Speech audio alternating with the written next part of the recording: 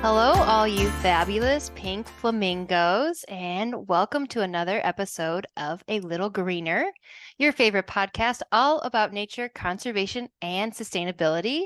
I am one of your hosts, Kristen, and I am joined by the ever fabulous Sarah. Sarah, how are you today? Hello, I am doing well. I am a little bit toasty down here in Florida right now. Right before we started recording, Kristen, I took my dog for a walk. He has been very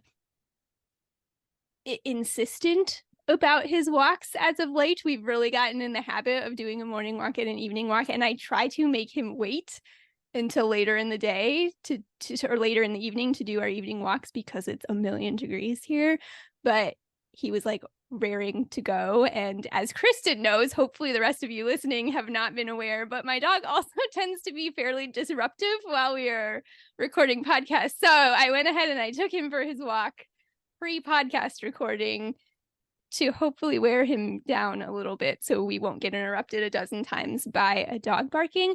Anyway, long story short, it is very hot and I'm recording from a different room in my house and the ceiling fan is pretty loud in here. So now I've had to turn off my ceiling fan to record. So I'm just doing well, but I'm just sitting down here sweating in Florida right now.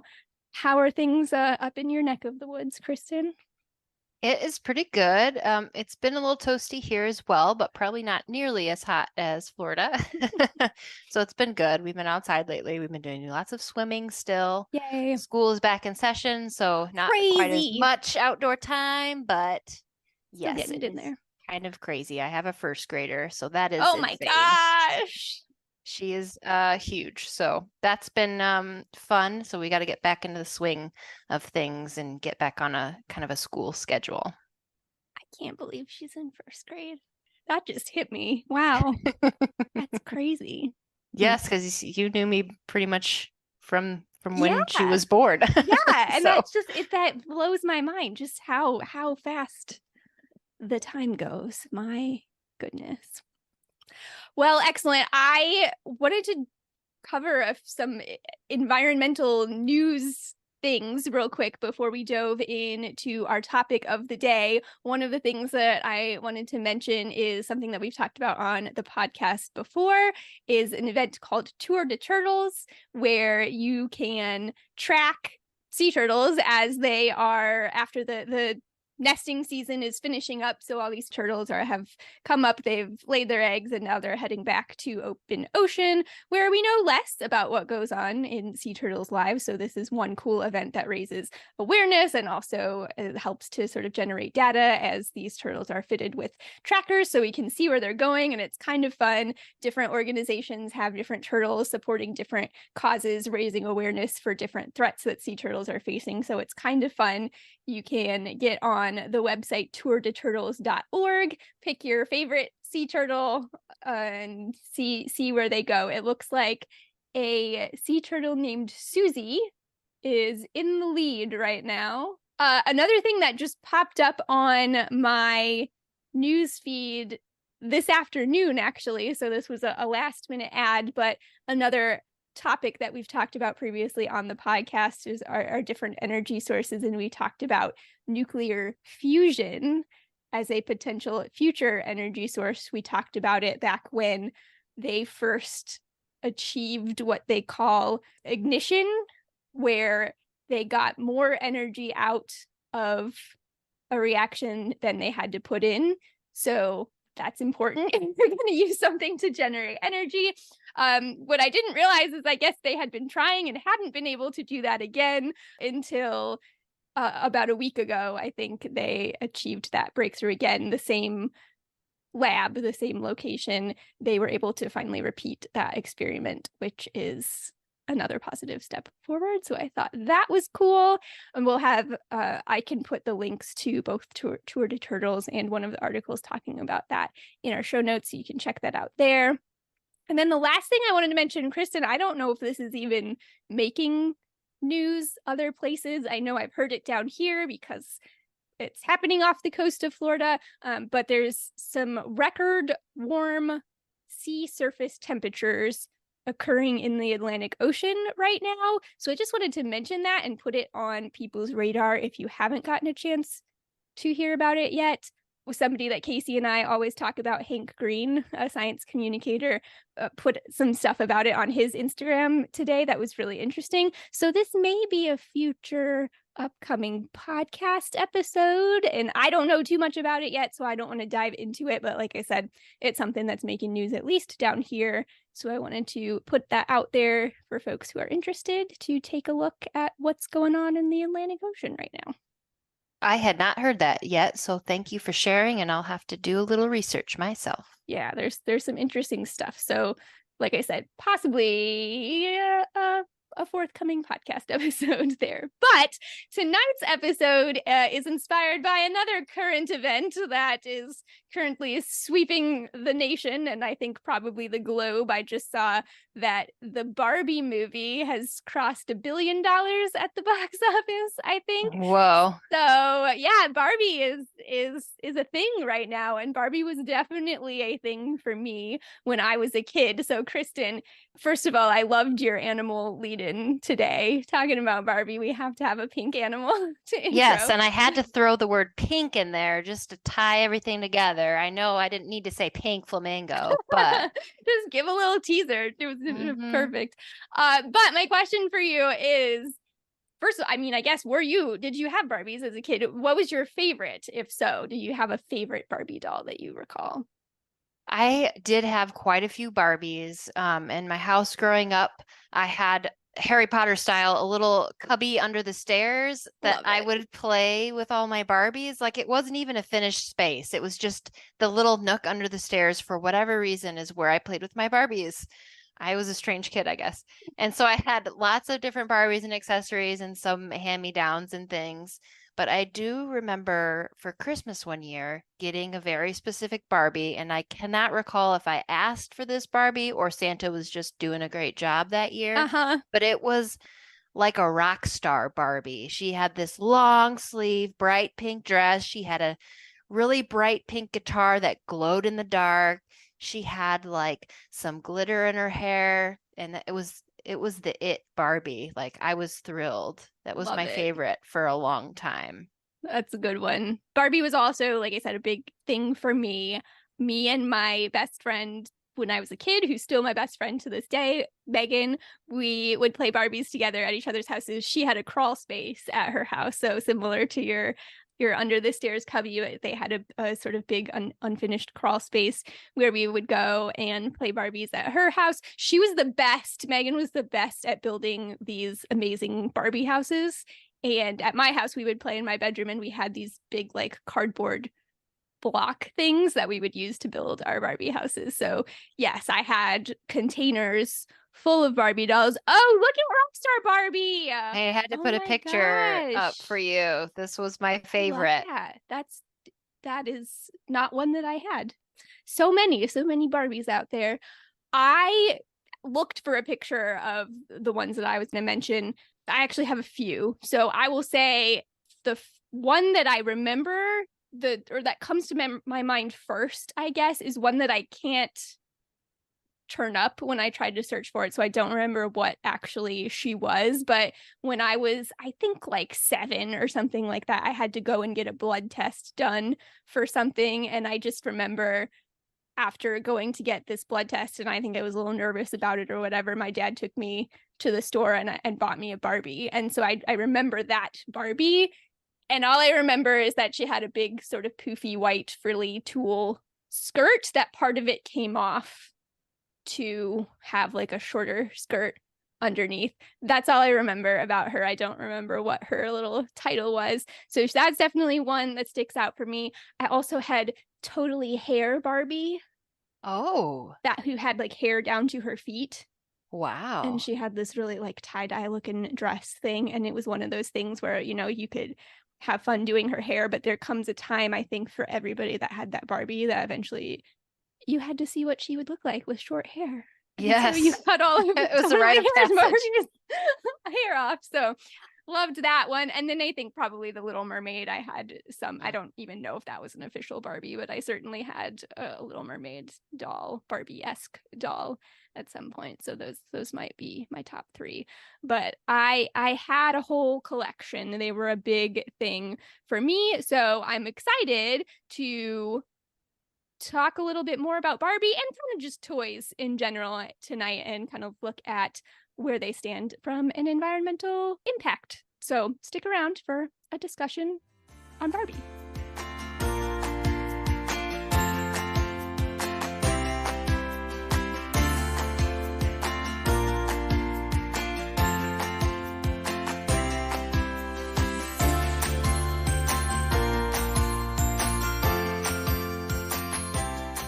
All right, welcome everybody. Once again, odds are at this point you have heard something about this Barbie movie that came out a few weeks ago. I actually haven't seen it yet. Kristen, you saw it? Yes? I did see it. I did enjoy it. Okay, I was going to say just a thumbs up, thumbs down. It was not what I thought it was going to be, but it was still very good. I wouldn't say it is not a kids movie. For those listening with kids, it is not a kids movie. Yeah. Good to know.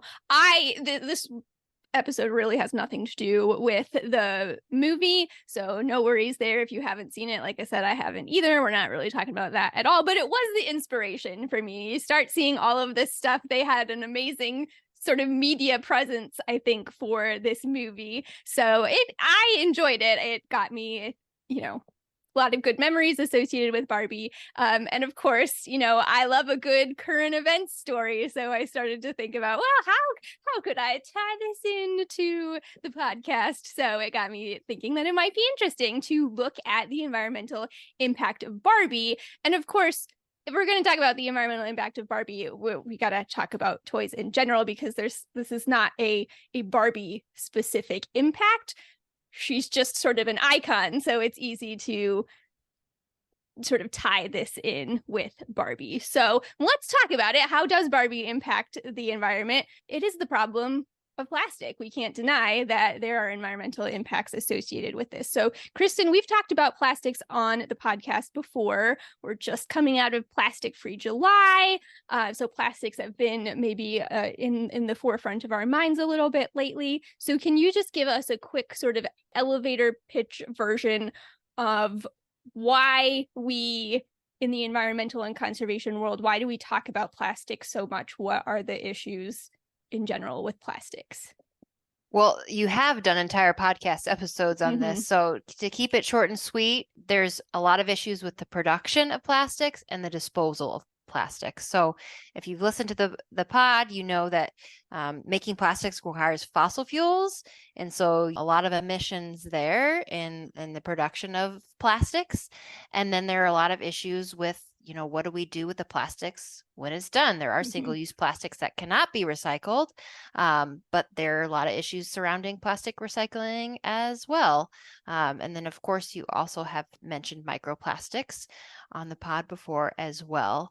And then incinerating plastics causes a lot of pollution too. So kind of each step of the way, there are some issues surrounding plastics. Yeah, absolutely. So it hits from both ends, the emissions during production and manufacturing, and then, like you said, the end of life as well.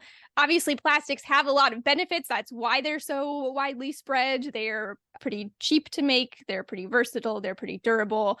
All of those things. We've had a lot of invention with regards to plastic, but you cannot deny that they do have these negative impacts on both ends of the spectrum. So, in thinking about that with relation to Barbie, when we're talking about production, like I said, one of the reasons that we might pick Barbie to talk about here is just because it's big and popular and been around for a long time. So just by the very nature, there's a lot of material there. So Barbie first came on the scene back in 1959, and it seems like, again, some of these numbers all throughout this episode, I'll just be upfront about, are kind of hard to corroborate. So from the best information that I can get, it's over about 1 billion Barbies have been sold since 1959. And Wow. according to the Yale Environmental Review, about 60 million Barbie dolls are sold each year. Again, I've seen a little bit of a varying number, and I'm sure that it does vary from year to year, but somewhere about 60 million Barbie dolls are sold each year. And again, according to the Yale Environmental Review, that number contributes emissions equivalent to burning 381 million gallons of gasoline. All right. So I first read that and I was like, okay, man, that sounds like a lot. But I looked it up, and just to give a little perspective with that number, again, I'm just sort of going on the assumption that that's a somewhat accurate number. According to the US Energy Information Administration, in 2022, about 134.55 billion gallons of finished motor gasoline were consumed in the United States, which is an average of about 369 million gallons per day. So a year's worth of Barbie is somewhat equivalent to a day's worth of actual gasoline usage. So just to put it in a little bit of perspective there, definitely an impact. But again, just some added perspective there. So for me, it's really the end of life cycle that's maybe even more concerning. I don't know if that's really fair or not, but that's the thing that I tend to focus on a little more. So looking at some numbers from earthday.org, they say that since plastic was introduced in the 1950s, over 8.3 billion metric tons of plastic have been produced, about 79% of which still remains in landfills or scattered throughout the natural environment. Obviously, I think they say typically the number is about like 9% of plastic that actually gets recycled. Some of it does get incinerated as well, which has its own environmental impacts associated with that. And obviously, Barbie is made up of a lot of different materials, right? So we've talked about the issues with plastic recycling before. That's difficult enough in itself. You can think about how, in most of our curbside recycling systems, you can only recycle those plastics that have a number 1 or a 2 on the bottom. Those are designating different types of plastics. And typically, if you're going to recycle something, you need to sort of break it down and separate it out into different components. And we can't really do that with a plastic doll. There's a lot of different components there. So Barbie's not something that can just be thrown in the recycling bin. So we definitely have an end of life issue.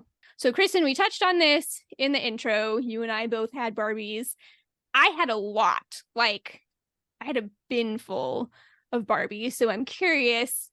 I mean, you said it was a big thing for you too. Does your daughter play with them? Do you still have them around the house? Or were there other toys that you think of as a kid or for your daughter now that are really popular in your household?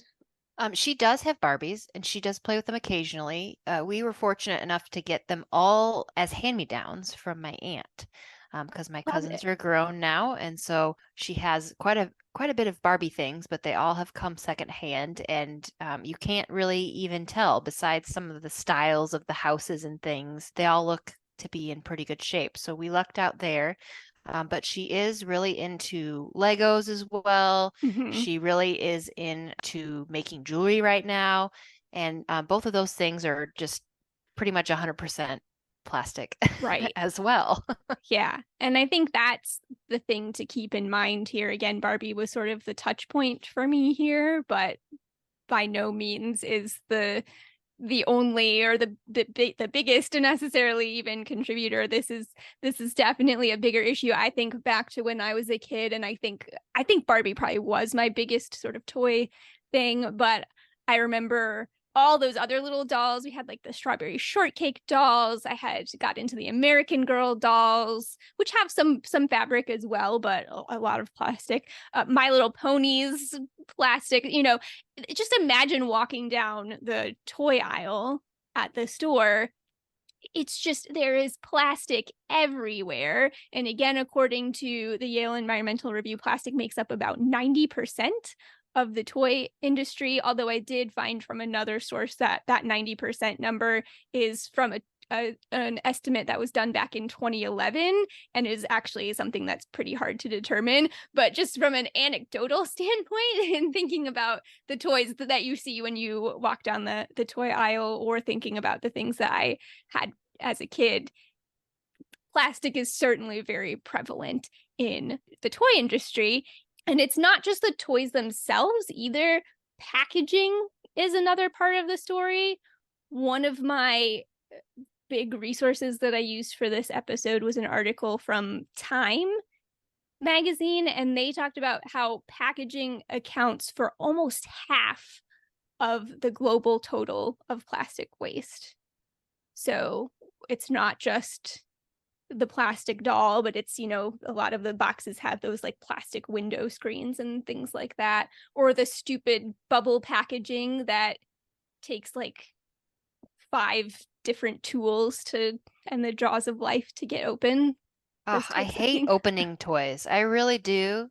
You know, I'm all for toy companies just putting things in cardboard boxes and just putting a Right. picture on the front. I'm Yes. team cardboard box Yeah. because oh my gosh, it's so hard to open some of these toys, and I've like cut myself on some of the packaging before. That stuff that the inside parts I feel like cannot be recycled because you've like ripped them up to shreds, and Right. sometimes you can't even find like, you know, the number on Yeah. there. I think, you So, know, sometimes I think they're probably not even recyclable plastics.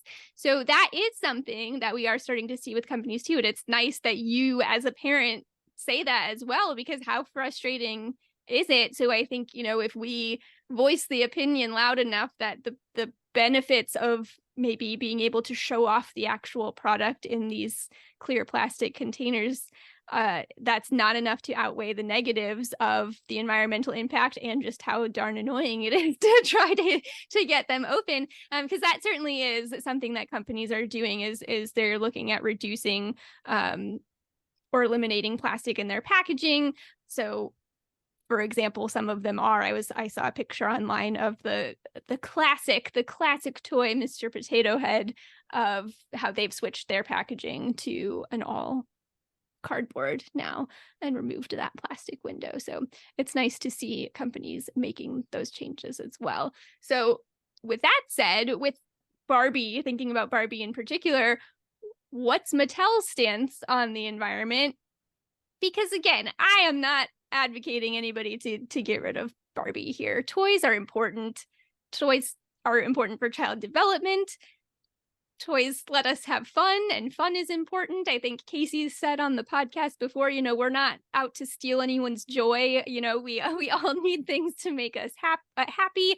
Everything has an impact on the environment. So let's think about how we can do the best that we can to reduce the impact and still have these things around. And Barbie certainly can be a positive example. Do you remember? I think this was from a couple of years ago now that they did a partnership with Jane Goodall. Do you remember that at all, I Kristen? don't, but now I have to look it up. Yeah, you can pull that up. So there's a Jane Goodall doll to support her legacy. They have what they are calling an eco leadership team of Barbies. So Barbies working in different areas of science and environment. And they have a group of like Barbie Loves the Ocean dolls. And these are all made from 90% plastic sourced within 50 kilometers of waterways in areas lacking formal waste collection systems. That's a long description. Whoa. But basically they are reclaiming plastic waste in areas where there's not a good waste collection system, and using that to make a large part of the doll. It can't be used for every part because there are some challenges that come with using recycled plastic, but it is something that they are working on. Now that we started talking about this, I had a memory a couple of years ago. My niece was really, really into Barbies, And I kind of had free reign on what kind of Barbies I could buy her. And I found a wildlife conservationist Barbie. And it is very Jane Goodall-esque. Yeah. If you bring it up, like it's very khaki on khaki. And she comes with a little monkey and a little notebook for research. And it was in partnership with National Geographic. And so Awesome. I was excited to get her that Barbie. That's cool. I'm not sure if that's part of that same series or not, or if that's a different one. So I don't know about the plastic sourcing with that Mhm. particular doll, but I do think that that is another way that Barbie is positive. It's so cool. You know, she has all of these different jobs, and it's so cool to see those things be visible to kids as they're playing with these dolls. And so I think that is important. And obviously that cannot be all, you know, the Mattel can't just stand up there and say, well, we have Barbie being a scientist, so we're being, you know, good for the planet or whatever. That's not enough. But I do think it is important in and of its own. So I'm glad that they do that.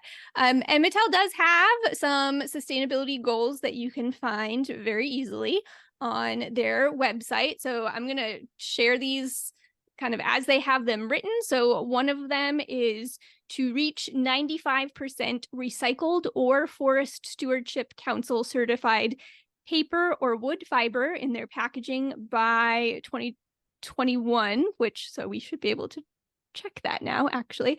And by 2030, to have 100% recycled, recyclable, or bio-based plastic materials. More on that shortly.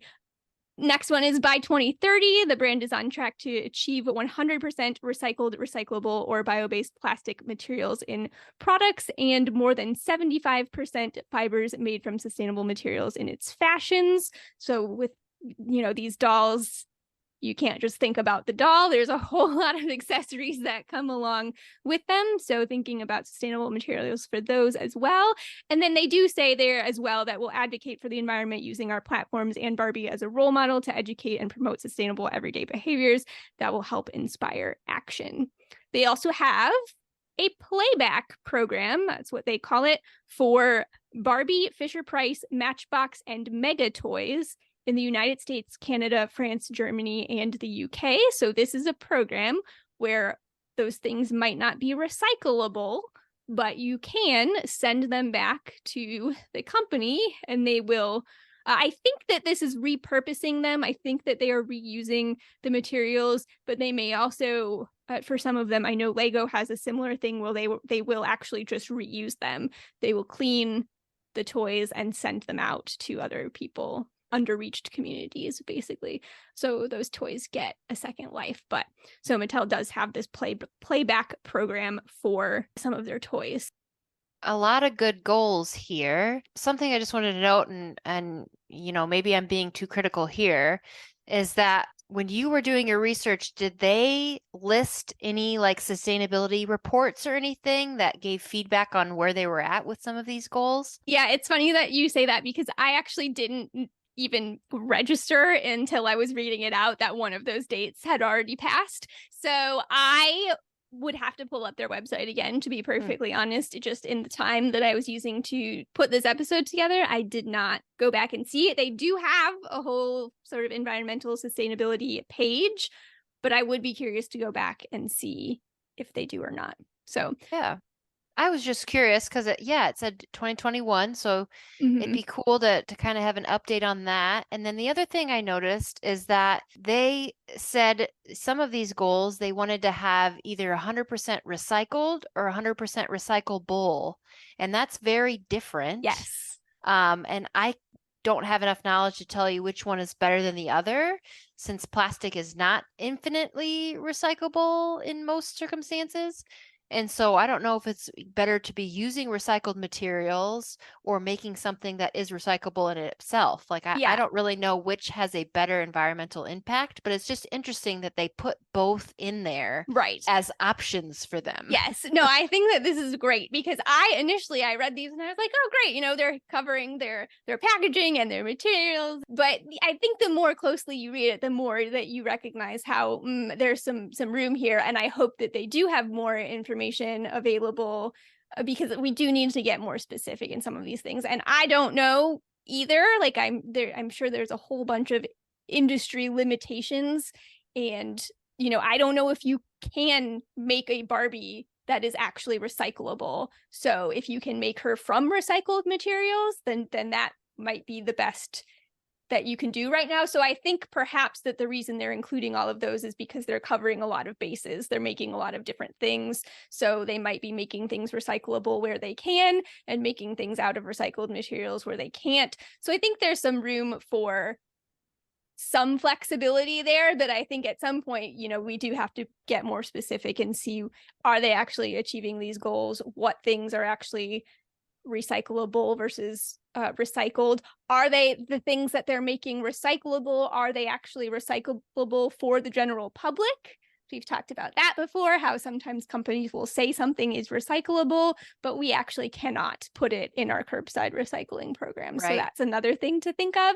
And I think, Kristen, I know you're going to talk about this in a little bit, but let's just talk about it now, because the other thing that they have in there, they say recycled, recyclable, or bio-based plastics, right? Yes. And please, if you have more information on that, I'd love to hear it, because I've heard bioplastic, I've heard plant-based plastic, Mm-hmm. and my first instinct is that sounds a little bit like greenwashing. I don't really Yeah. know what a plant-based plastic is. So Yeah. do you have more information on that? I have such a hard time in general. Every time I read any sort of corporate sustainability policy, I'm like, okay, it sounds good, but is that really, are they just greenwashing? Are they just wording this so that it sounds good?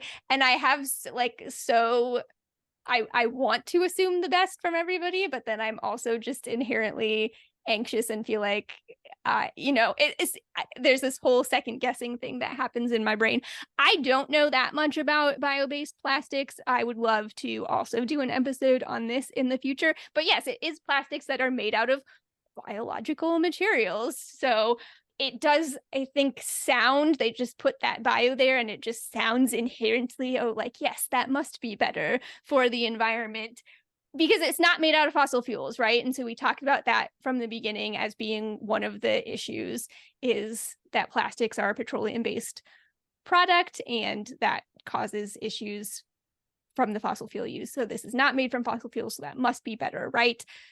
Not necessarily right. It really depends. I did start reading a study that talked about this, and there's just lots of different kinds. So under the right conditions, bio-based plastics can be better for the environment, but they are not inherently always better for the environment. They have their own set of environmental impacts on both ends of the spectrum too. It's also, just because something is a bio-based plastic doesn't mean that it's biodegradable, which I think is another misconception. Some of them are, but some of them aren't. So if used in the right way, they might be more environmentally friendly, but you really have to look at the full life cycle of the particular plastic, because you run into issues with the agricultural use, so the land change use to get these materials to make these plastics, and that can have impact on the prices of feeds for animals or the prices of food for us,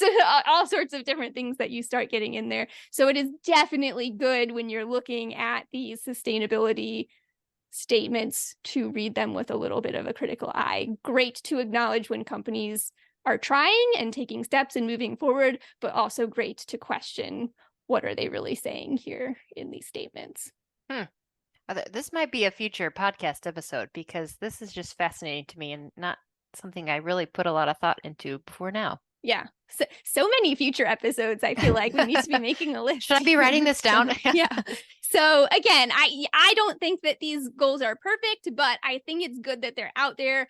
It is totally my bad for not going further down the rabbit hole to see what else they have on their page, but it's definitely something that you folks, if you're listening, are interested, you can dive deeper and see what else they've got out there. And again, it's not just Mattel. That's one company of many. We've got lots of other major toy companies that have these same issues. And fortunately, we're seeing other toy companies hopefully starting to take steps in the right direction as well. So again, from this Time article that I was reading, it'll be linked in the show notes. And I think this was from 2021 also. I'll have to go back and check, but relatively recently, Lego had announced that it had developed new Legos from recycled PET. That's a type of plastic that plastic bottles, plastic water bottles, pop bottles, that sort of thing are usually made out of. So they were able to develop some Lego blocks from recycled water bottles, basically, as part of a $400 million effort to be more sustainable. So again, that is something that you do have to keep in mind with these companies. It is not like they can just flip a switch and totally change the way that they're producing their toys. It is an investment to figure out how to use these materials. So the article talks about how it took years and many, many different tries for them to figure out how to make these blocks. And they're still working on it. Like, these are still not available to the general public. They're still in a testing phase, and they're all gray. They haven't figured out how to color them yet. So imagine that if all of your Legos could only be gray. So it's still very much in the testing phase, but they are trying. Again, that was a big time and money investment for them. And in addition to that, for some of their pieces, they have switched to what they are calling in this article a renewable bioplastic derived from sugarcane. Now, they do specify in this article that this has a 20% lower carbon footprint per piece. So hopefully they have done their research there. They've done their homework to determine that this particular bioplastic really is having less of an environmental impact. So we have a little more specificity there. But it was interesting. This whole article was so interesting. So definitely check out the show notes and look at it. They talked to a couple people. They talked to the president of a toy company called Green Toys, which I'm actually not familiar with. But he was talking about how they have limitations that other companies don't have to deal with. So he talks about how there are things that they would love to do as a company, that that they're the people who design their toys are like, oh, there would be so many things that they would want to do, but they're not sustainable. They cannot be done sustainably, so they don't do them. They talk about just having paint and external coatings. They don't do electronics, don't do any additives, anything like that. It's tough. It's a balance to figure it out. And I have purchased a couple things from Green Toys and have been impressed with the quality, and it seems like something that will hold up for a long time. But no electronics. They're pretty plain Jane, but they seem to be pretty good toys. So I've advocated and sent this company to different moms and things as a suggestion. So they're making strides. Love that. I'll have to look them up. And I know in that article too, they were talking to the sustainability executive. I don't remember the exact title, but for Lego. And he was talking about even better than making, well, I don't remember if he said even better. I don't want to mess up his words, but talking about, instead of just focusing on whether something is recyclable or recycled, we need to make it durable. So as you just mentioned with Green Toys, he really emphasized the durability of these toys and wanting them to last for generations and generations, so this not be sort of a one and done thing. And so Lego does also have a give back program, I think I mentioned earlier, where they can actually collect the bricks and send them out to other kids. So I think that that's another important piece too. We are focusing a lot here on what these items are made of, but making sure that they last for a long time is an important piece of the puzzle. But it's a hard thing to do. It's a hard thing to figure out how to make things that are going to be fun, use products that are not going to be harmful to the environment, and are going to last for a long time, all in tandem. So we just need to, find companies that are trying to do it and support them, and encourage companies that aren't doing it to start doing it. So anything to add, Kristen, before we go into our wrap up? Just a little note, because I had asked about, sustainability reports and things you found. I did a little bit of research and I was able to find another popular toy company, Oh, Hasbro. yeah. They do have some of these reports listed, and I didn't go through and read the whole thing. It wasn't necessarily a short document, but it took a little while and quite a few clicks to get there. But they are making strides as well, and they have sustainability reports that you can go and find. And they're looking for plant-based plastic packaging as well. And they're on track to eliminate single-use plastic from product packaging by the end of 22. So I should go back and read that report to see if they were able to accomplish that or not. But you can do some digging and look up your favorite company. And if they don't have things listed, I don't know, maybe make some inquiries. Yeah, absolutely. And just because I don't want to be unfair to Mattel here and leave people hanging, I did just, again, Google real fast and pulled up Mattel's corporate website before. I think I was just looking at Barbie specifically. And they do have some specifics there. Again, I won't take the time to go through everything right now, but they definitely have some more specifics related to some of those goals about, what type of packaging they're using and all of that. So there's definitely more to be found on Mattel's sustainability as well. So you can check that out too. All right. And stick around. Thank you, Kristen, for a great discussion. Stick around, everybody, and we will come back with some final thoughts and your challenges for the week in just a moment.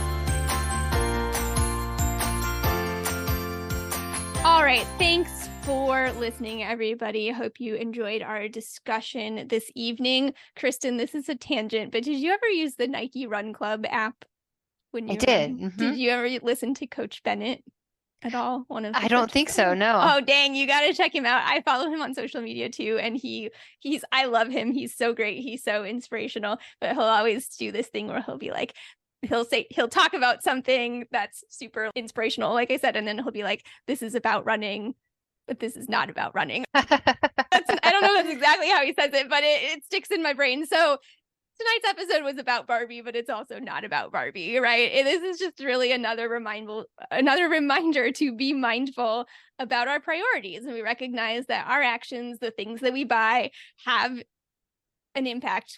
They don't live in a bubble. So these toys that we buy that we love, that are so fun and meaningful to us, they do have an environmental impact. So that is something we need to be mindful of, and maybe think about changing our priorities sometimes when it comes to our purchases. So with that in mind, challenge for the week. And listen, I sit here as a single person with no children. So don't, I get it. I do have a nephew and I have lots of friends with children, and I am certainly guilty of throwing this all out the window and buying them whatever their little hearts desire on their Christmas wish list. So just know I recognize that.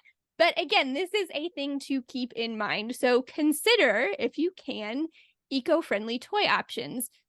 We might think about, wood toys. Again, there's an environmental impact there. I recognize that. But thinking about companies like the Green Toys company, right, Kristen, that we were just talking about, that really walk the walk when it comes to sustainability. So making sure that, that product is produced sustainably still, but thinking about things like wood or cloth, or looking for things secondhand, as you did with your Barbies that you have for your daughter, Kristen. So I think that is really the heart of the episode tonight, right? So that's sort of your main challenge. If you've got somebody that you're buying a gift for here in the near future, just take a look and see if there might be some of those more eco-friendly toy options out there for purchase, or looking into secondhand. Absolutely. And my daughter has a lot of toys, so I'm also not advocating getting rid of toys or never buying plastic toys again, because Barbie especially has had a positive impact on my life. But there's just some other options out there. And as we know, kids go through things very quickly and go through different phases and things. So Mm-hmm. there are lots of different consignment sales. At least we have a lot of those in the United States. I'd love to hear other countries how you rotate toys, or if you share toys, or give a lot of hand-me-down items like we do here in the United States. But I visit a lot of different secondhand and consignment stores just because the different phases of childhood are so short. Like they Yeah. grow up so fast. I'm not going to get emotional on the podcast, but they grow up so quickly and they like things for a very short amount of time, it feels like. So if you're able to buy used, or, share with your cousins or things like that, like we try to, it does help. Every little tiny bit helps. And, if the fun new Barbie comes out, like it's okay. If it's okay to splurge a little bit if you have a kid who just has their heart set on something in particular. But overall, we can make little choices here and there and make things a little greener, right? Absolutely. That's what it's all about, is taking those little steps. So, and I think the second challenge here, so if you have that toy that your child or your niece or nephew or whatever it is really wants, and you're like, man, I can't, I have to, get this for you. It's totally understandable. But what you can do is, if you've got a favorite toy company or toys that you're buying frequently, look at that company's sustainability goals, check up on them. Are they actually meeting those sustainability goals? And let them know what you think about it. We have to, as consumers, make our voices heard to fuel that change. What was it? $400 million? Is that what I said for the Lego effort there? So, companies need to know. I mean, they shouldn't, but they do. It's the way capitalism works. These companies want to know that if they are going to spend that kind of money, that this is something that is important to the consumer. So let's let them know that it is important to us. Supporting companies that are committed to the environment will cause that change to happen more quickly. And as we've said, I think made clear here, we actually maybe talked about that even more than I initially thought that we were going to, which is great, but it can be difficult to tell sometimes, right? As we're reading through these sustainability goals, they are going to make it sound really good to us usually. And so it's hard to tell sometimes. Well, is that really a good goal? Is there a greenwashing here? And we also have a lack of industry understanding. I didn't understand the ins and outs of why you might or might not be able to use certain materials to make something more sustainable, or I didn't understand that it would cost hundreds of millions of dollars for Lego to revamp their operation to be able to use more environmentally friendly products. Those are things that we're not necessarily aware of as consumers, but we can do our best to try to look at that and try to invest in companies that are taking good steps, and to encourage those that are not to start doing it. Fantastic. That was a great wrap up. And you can only do what you can do, and you only know what you know. And so hopefully you learned something on this podcast, because I'm sure I did. I mean, now I'm going to do so much more research on those eco plastics, those Right. green plant-based plastics, and learn a little bit more after this. So I've got my own challenges. hopefully more to come on that too. So yeah, Kristen and I have just increased our workload here by listing a bunch of future podcast episodes. So no, I really enjoyed this. I think that hopefully this was fun to think about as well. It is obviously real environmental impacts, but I think that these things are kind of fun to explore along the way too. So thanks for listening, everybody. Thanks for the discussion, Kristen. If anybody has any questions, comments, thoughts, suggestions for future episodes, you can find us all over the place. We are on Facebook, A Little Greener Podcast. We are now on Instagram at A Little Greener Pod. We're on Twitter. Is it still called Twitter? I don't really know, but we're on it at A Greener Podcast. To be quite honest, it's probably not the best place to reach us, but you can always email us at alittlegreenerpodcast@gmail.com. And we also are on YouTube as well. You can find at least our more recent episodes on there, and you can then use the automatic captioning there if that is something that is helpful for you. Reach out anytime. We're always happy to hear from you. Thanks so much for listening. Bye.